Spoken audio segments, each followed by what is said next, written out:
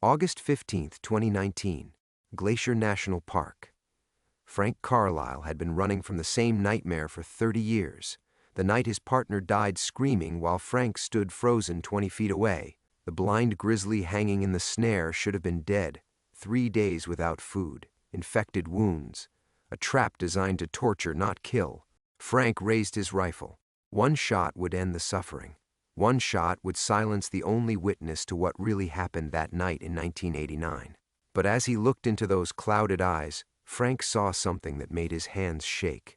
Recognition. The same bear, the same scars, the same grizzly that had torn apart his world 3 decades ago. What Frank discovered in the next hour would prove that some debts can only be paid in blood, that redemption sometimes wears claws, and that the line between predator and protector disappears when you're staring at your own past. Before we jump back in, tell us where you're tuning in from, and if this story touches you, make sure you're subscribed because tomorrow I've saved something extra special for you. Frank's finger trembled on the trigger. The August sun beat down mercilessly, turning the metal barrel slick with sweat. 30 feet away, the massive grizzly hung suspended in the crude wire snare, its weight causing the cable to bite deep into the flesh around its neck. Blood had dried black against matted fur, and flies swarmed the infected wounds that festered along its flanks. The bear's breathing came in labored gasps, each exhale a soft grunt of agony. But it was still alive, still watching him with those milky, scarred eyes that Frank would recognize anywhere. Kodiak. That's what the other rangers had called him back in '89, though Frank had never spoken the name aloud. 9 feet tall when standing, over 800 pounds of muscle and fury. The distinctive claw marks across his muzzle had been fresh wounds 30 years ago, angry red gashes that Frank's partner Danny had documented in his field notes just hours before. Frank pushed the memory down. Danny was dead, had been dead for 3 decades, and this bear should be too. His radio crackled. Base to Ranger Carlisle. What's your 20? Frank didn't answer. Couldn't answer. His throat felt like sandpaper. The rifle scope wavered as his hands shook, the crosshairs dancing across the grizzly's broad skull. Just pull the trigger. End it. For Danny. For yourself. For everyone. But something was wrong. Frank had found plenty of illegal traps over the years. Wolverine snares, wolf traps, even the occasional bear pit. Poachers were a constant problem in the park's remote sections. But this snare was different, professional, military-grade cable, positioned with surgical precision along a game trail that only someone with intimate knowledge of bear behavior would know about. Someone who understood how Kodiak moved through these mountains. The grizzly's head lifted slightly, clouded eyes focusing on Frank with an intelligence that made his skin crawl. Even blind, even dying, the massive predator radiated a primal awareness that sent Frank's nervous system into overdrive. Every instinct screamed at him to run, to get as far away as possible from those claws, those teeth. The same instincts that had paralyzed him 30 years ago while Danny screamed. Frank lowered the rifle. His legs felt unsteady as he approached the snare, every step deliberate and slow. The bear's ears tracked his movement, swiveling like radar dishes. A low rumble built in its chest. Not quite a growl, but a warning that Frank was entering the kill zone. 15 feet. 10. Close enough now to smell the infection, the gangrene setting into wounds that had been festering for days. Close enough to see the flies crawling across open sores. Close enough to die if the cable snapped. Frank knelt beside the snare's anchor point, a steel stake driven deep into the rocky soil. The mechanism was sophisticated, designed to tighten gradually as the animal struggled, ensuring a slow death, torture, not hunting. His hands found the release mechanism, and that's when he saw it. Carved into the base of the steel stake, almost invisible unless you knew where to look, TM to August 15, 1989. Danny Morrison. August 15, 1989. The date his partner died. Frank's vision blurred, his chest constricted like someone had wrapped a steel cable around his own ribs. 30 years. 30 years of nightmares, of guilt, of believing he was a coward who let his partner get mauled because he froze when it mattered most. But Danny hadn't been killed by accident. He'd been murdered, and someone had been waiting 3 decades to spring this trap. The grizzly made a soft chuffing sound, almost like recognition. Frank looked up into those ruined eyes and saw something that defied explanation. Not the mindless fury of a wild animal, but something deeper, sadder. We're both ghosts, aren't we? Frank's radio crackled again. Carlyle, respond. We're showing your GPS stationary for over an hour. Are you in distress? Distress. Frank almost laughed. He was staring at a blind grizzly that should have died decades ago, marked by a snare that proved his partner's death wasn't an accident, and someone out there knew he'd find this exact spot on this exact day. He was way past distress. Frank reached for the cable release, his fingers working the mechanism while keeping his eyes locked on the grizzly's face. One wrong move and those claws would open him from throat to sternum, trap or no trap. But as the cable loosened and the pressure on the bear's neck eased, something shifted in those clouded eyes. Relief, gratitude, and something else that made Frank's blood run cold. Understanding. This wasn't random. The bear, the trap, the date carved into the steel. It was all connected to that night in 1989. Someone had orchestrated this moment, drawn Frank here to face his past. The question was whether they wanted him to save the bear or die trying. The cable fell away with a metallic whisper, and 800 pounds of wounded grizzly collapsed to the ground, free but barely breathing. Now the real nightmare could begin. Frank's knees hit the rocky ground hard as he scrambled backward, expecting the freed grizzly to lunge. But Kodiak couldn't move. The massive bear lay on his side, ribs rising and falling in shallow, ragged breaths. Dark blood seeped from the cable wounds around his neck, mixing with the older infections that had turned his fur into a matted mess of pus and decay. The silence stretched between them, broken only by the distant cry of a hawk and the soft wheeze of the bear's labored breathing. Frank's hands shook as he fumbled for his radio, muscle memory warring with 30 years of guilt and the impossible reality before him. "Base, this is Carlyle." His voice came out hoarse, barely recognizable. "I need an emergency veterinary team at my location. Large mammal, critical condition." Static crackled before Sarah Chen's voice came through, crisp and professional. "Copy that, Frank. What are we looking at?" Frank stared at the dying grizzly, at those scarred, milky eyes that held too much intelligence for comfort. Grizzly male, approximately 800 pounds. Snare injuries, severe infection. Frank paused, the words catching in his throat. "He's not going to make it without immediate intervention. Roger. Dr. Martinez is 40 minutes out by chopper. Can you maintain safe distance until—" Sarah Frank's voice cut through her protocol. "This bear, I think it's connected to Danny Morrison's case." The radio went silent for a long moment. Sarah had been with the Park Service for 15 years, long enough to know the stories. Everyone knew about Danny Morrison, the young ranger who'd been mauled on Frank's watch, the incident that had ended Frank's career as a senior ranger and sent him into self-imposed exile in the park's most remote sectors. "Frank, are you saying this is the same animal from 1989? Frank's eyes traced the distinctive scars across Kodiak's muzzle, the pattern burned into his memory from that terrible night. "I'm saying someone wanted me to find him. The snare was marked with Danny's initials and the date he died." Another long pause. When Sarah's voice returned, it carried the careful tone of someone walking through a minefield. "Frank, that would mean that it wasn't random." Frank's finger traced the carved letters on the steel stake he still clutched. Danny was investigating something before he died. Something big enough to kill for. The grizzly's breathing hitched, a wet sound that spoke of fluid in the lungs. Frank found himself moving closer, his ranger instincts overriding decades of fear. This close, he could see the full extent of the damage. The snare had done its work slowly, designed for maximum suffering. Whoever had set this trap wanted the bear to die hard. But why keep him alive for 30 years first? Frank's weathered hands hovered over his emergency medical kit. Protocol demanded he maintain distance from any large predator, especially an injured one.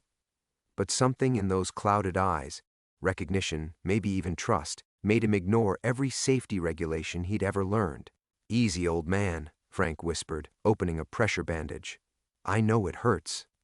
The bear's massive head turned toward his voice, ears swiveling. Up close, Frank could see the cataracts that had stolen Kodiak's sight, thick and pearl white. Age, probably, though the scarring around the eyes suggested trauma, too. 30 years was ancient for a wild grizzly. This bear should have died of natural causes long ago, unless someone had been taking care of him. Frank's blood chilled as the implications sank in. Someone had kept Kodiak alive all these years, fed him, maybe even treated his injuries, just to use him as bait. The trap wasn't meant to kill the bear. It was meant to draw Frank to this exact spot, at this exact time. But why now? The radio crackled again. "Frank, I've got Chief Williams on the line. He wants to know if you need immediate extraction." Chief Williams. Frank closed his eyes, remembering the ambitious young deputy who'd taken over the investigation after Danny's death. Williams had been quick to classify it as an animal attack, case closed. Too quick, Frank had always thought, but grief and guilt had made him question his own judgment. Now Williams was chief ranger, and Frank was the department's resident hermit, living alone in a cabin 20 miles from the nearest road. The kind of man whose conspiracy theories could be easily dismissed as the paranoid ramblings of a guilt-ridden has-been. "Tell the chief I've got it under control," Frank said, his eyes never leaving Kodiak's scarred face. "Just need the vet team." As Frank applied the pressure bandage to the worst of the neck wounds, his mind raced through the possibilities. Someone had orchestrated this, the trap, the timing, even his presence on this remote trail. But who had that kind of patience, that kind of access, that kind of detailed knowledge about both Frank's patrol routes and Kodiak's survival? The bear's breathing steadied slightly as the bleeding slowed. Those clouded eyes found Frank's face with uncanny accuracy, and for a moment, Frank felt the same chill he'd experienced 30 years ago. This bear knew him, and somewhere out there, someone was waiting to see what Frank would do next. Frank's radio crackled to life.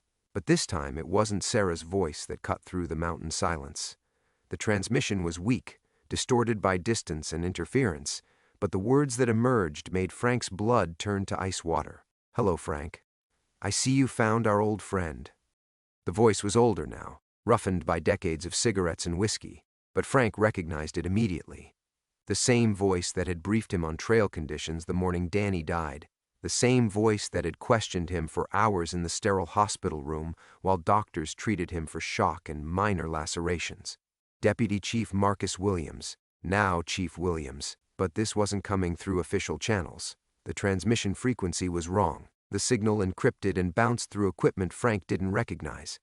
Williams was using a private radio, speaking directly to him without going through dispatch. "Marcus?" Frank's voice came out as a croak.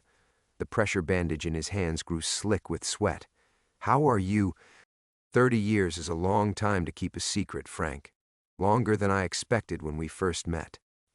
William's voice carried the weight of decades, tired but not surprised. "I wondered if you'd piece it together when you saw the markings on that stake. Always knew you were smarter than you let on." The world tilted sideways. Frank's vision grayed at the edges as understanding crashed over him like an avalanche. "You knew. About the snare, about Kodiak being here. I put him here, Frank. Been feeding that old bear for years, keeping him healthy enough for this moment. Amazing what a steady diet and some veterinary care can do for longevity, even in the wild." Frank's legs gave out. He sank to his knees beside the dying grizzly, his mind reeling. "Danny's death. You were involved." "Involved?" Williams's laugh was bitter. "Son, I orchestrated the whole damn thing. Danny was getting too close to something he shouldn't have been investigating, asking questions about missing wildlife shipments, about certain permits being issued to hunters who didn't exist. Your partner was always too honest for his own good." The radio fell from Frank's nerveless fingers, clattering against the rocks. The sound made Kodiak's ears twitch, those blind eyes turning toward him with what looked like concern. Even dying, even trapped in this nightmare, the bear seemed to sense Frank's distress. "But the attack," Frank whispered, more to himself than to the radio. "I saw it happen. I watched him maul Danny." William's voice drifted up from the fallen radio, clinical and cold. "Oh, the attack was real enough. But it wasn't random. We drugged the bear first, made him aggressive, territorial. Then we made sure Danny would be in exactly the right place when the drugs wore off and Kodiak got confused, angry. You being there was just insurance. a witness to make it look authentic. Frank's hands pressed against his temples as memories flooded back, details he'd suppressed for 3 decades. Danny's strange behavior that morning, the way he'd insisted they'd take an unusual route through territory they'd never patrolled together. The radio calls that had seemed off-timing, directing them toward areas that weren't on their assigned patrol. The whole thing was a setup, Frank breathed. Danny was going to expose a poaching operation worth millions, exotic game hunts, illegal wildlife trade, endangered species trafficking. Half the wealthy collectors in the country were paying premium prices to hunt protected animals in our park. Your partner threatened to bring down an entire network. The pressure in Frank's chest was crushing now, making it hard to breathe. And I helped you.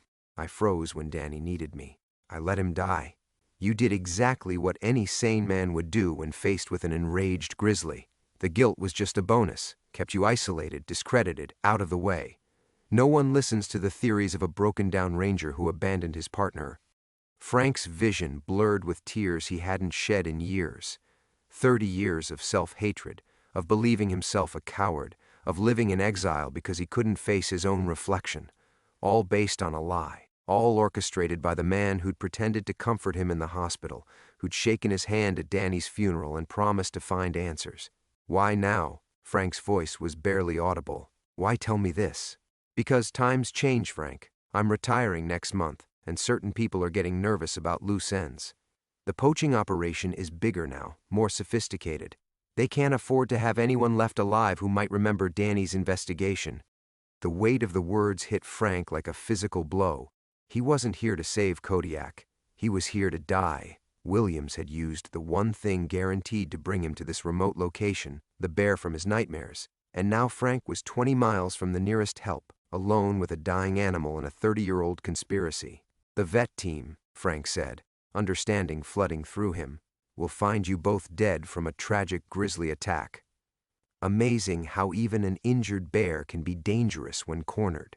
Frank's hand closed around his sidearm, but his radio crackled once more. Don't bother running, Frank. I know these mountains better than you do.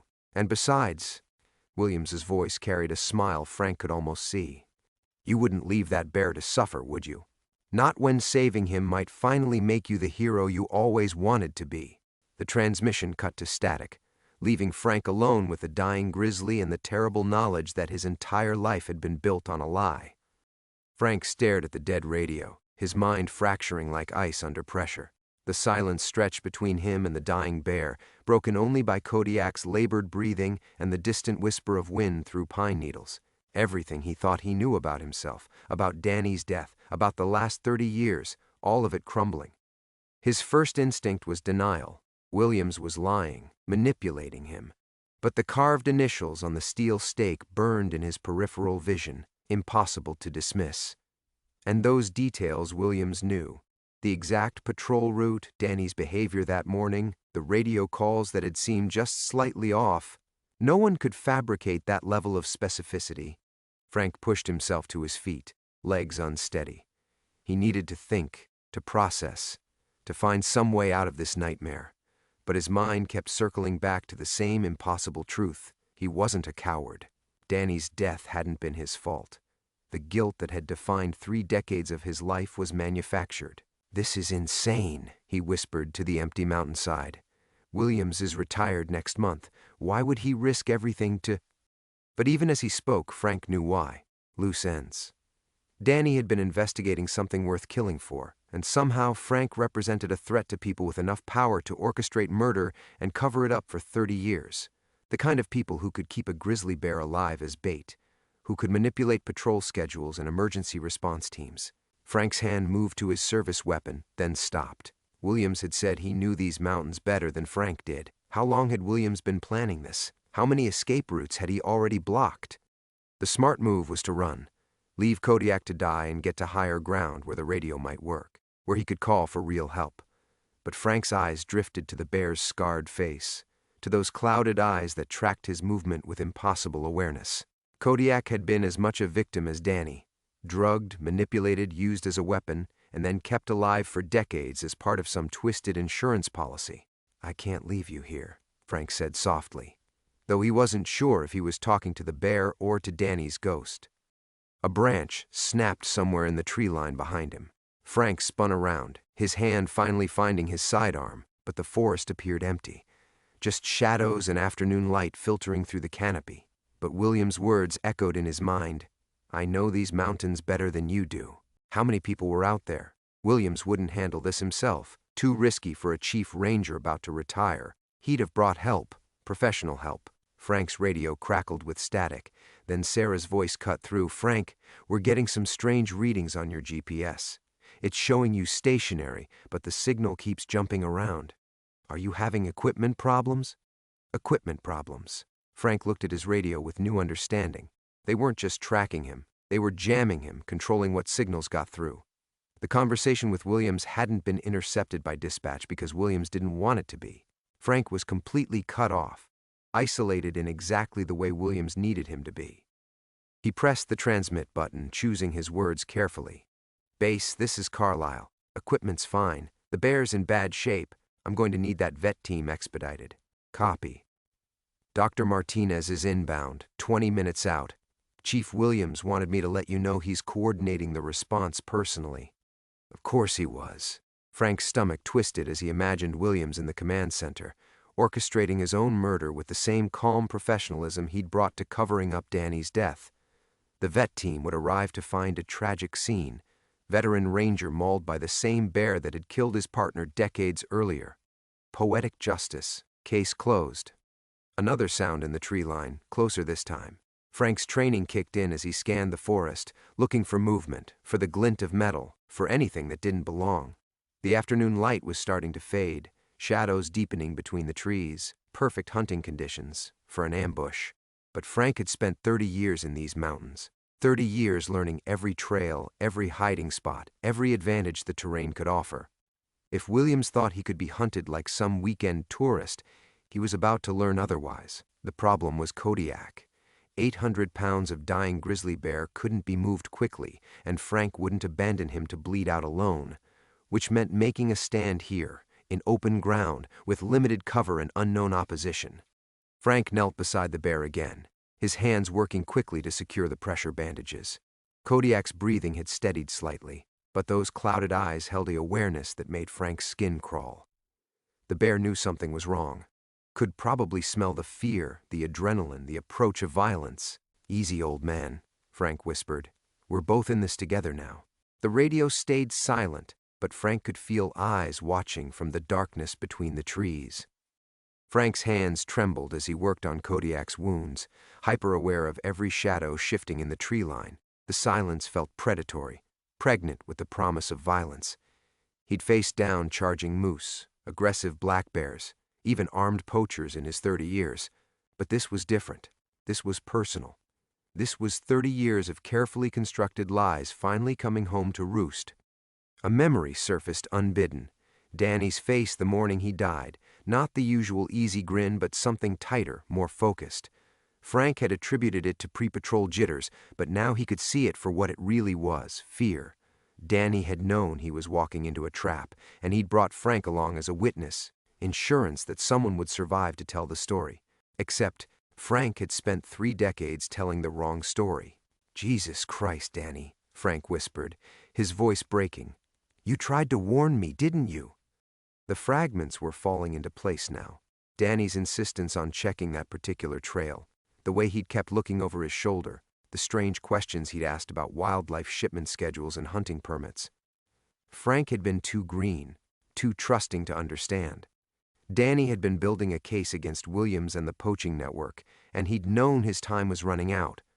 Kodiak's massive head turned toward Frank's voice, and for a moment those clouded eyes seemed to hold recognition, even compassion. The bear that had been turned into a weapon, kept alive for decades as evidence that needed to be erased. They were both victims of Williams's manipulation, both guilty of surviving when Danny hadn't. A twig snapped 30 yards to the north. Frank's hand moved to his weapon, but he didn't draw. Not yet.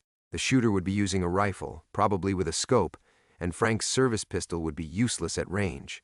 His only advantage was terrain knowledge and desperation, the kind of desperate clarity that came from finally understanding the shape of his own destruction. But the guilt was transforming into something else now, something harder and more focused. For 30 years, Frank had carried the weight of believing himself a coward. Now he knew the truth. He'd been betrayed, manipulated, used. Danny hadn't died because Frank was weak. Danny had died because Williams was corrupt, and Frank had been naive enough to trust the system that killed his partner. The radio crackled. "Frank, this is Dr. Martinez. I'm 10 minutes out from your position. How's our patient holding up?" Frank pressed the transmit button, his voice steady despite the chaos in his chest. "Stable for now. Blood loss is under control." He paused, then added carefully, "Make sure you bring the heavy tranquilizer equipment. This bear's been through trauma. He might spook when he hears the helicopter." A longer pause. "Copy that. We'll come in quiet and keep our distance until you give the all clear." Frank released the button, hoping Dr. Martinez would read between the lines. The vet was smart, experienced with dangerous rescues. If something felt wrong when she arrived, maybe she'd call for backup, ask questions Williams couldn't control. Another sound, closer now, the whisper of fabric against bark, professional movement, trained and patient. Frank's mind cataloged possibilities: military contractor, off-duty law enforcement, maybe one of the guides from the hunting operation Williams had described. Someone who knew how to move through wilderness and how to kill cleanly. Frank's fingers traced the steel stake again, feeling the carved initials like a epitaph.